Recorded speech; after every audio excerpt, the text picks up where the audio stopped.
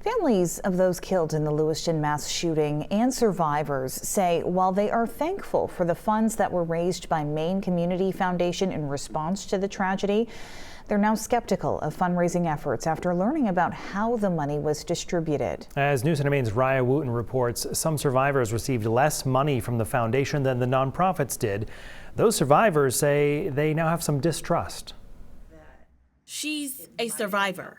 Jennifer Zanka had never been to Smingy's before October 25th, 2023.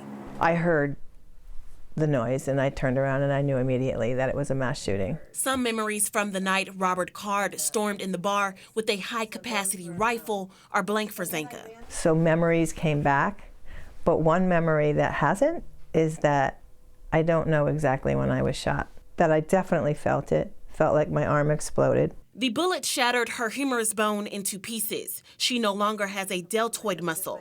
Despite some moments from that night still missing from her brain, Zanka says she does remember what her former victim advocate and representatives for federal law enforcement told her when they visited her home days after she was released from the hospital. They came here and they told me that I wouldn't have to ever worry about out-of-pocket costs for medical, things like that. Zanka had to have 2 surgeries on her arm. The first one on the night of the shooting was covered by her insurance. But the circumstances were different for the surgery she received this past September. I found myself in a position where they denied my coverage.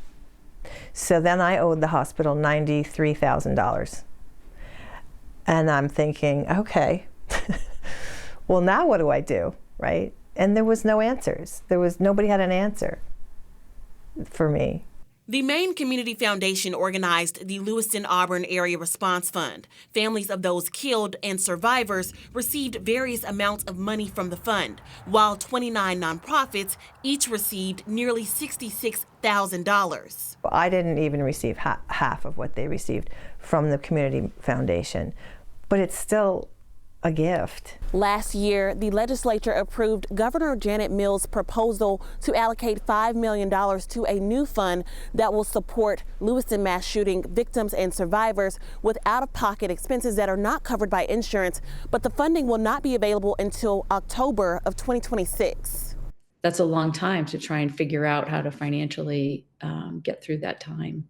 Amy Sussman lost her nephew Max Hathaway in the mass shooting. She says she now thinks critically about where her money is going when she donates to fundraisers. As for Zanka, she's considering creating a fundraising effort of her own that would directly help families impacted and survivors in need. I think it's important to have integrity. And what does that look like? I think that looks like